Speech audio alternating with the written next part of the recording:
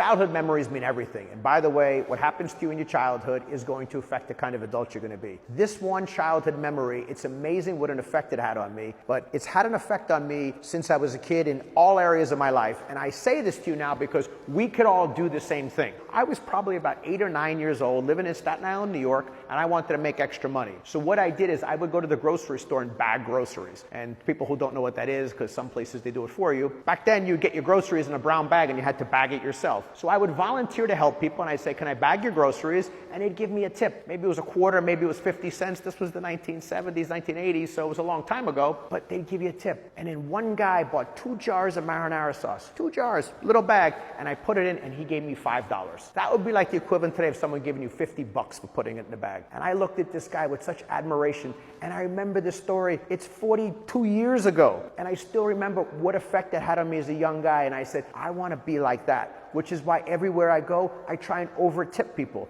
and you should too. But when you see a young person out there and they're selling lemonade, I want you to understand that that child selling lemonade is not going to be paying the mortgage for his parents that night. It's going to be his value. So even if you don't want the lemonade, go buy a lemonade. And if he's asking you for 50 cents or $1, give him a 10. It's better than you do that. In addition to that, you see a girl selling Girl Scout cookies. Even if you don't want to eat the cookies, give her the money and tell her to gift the cookies away. These values you teach these little kids, they stay with you for life. This happened to me over 40 years ago, and I remember it so clearly, and because he did that for me, and I remember how great I felt from that moment, I do it still today. So what you do now will make a difference forever. Be good to the kids out there.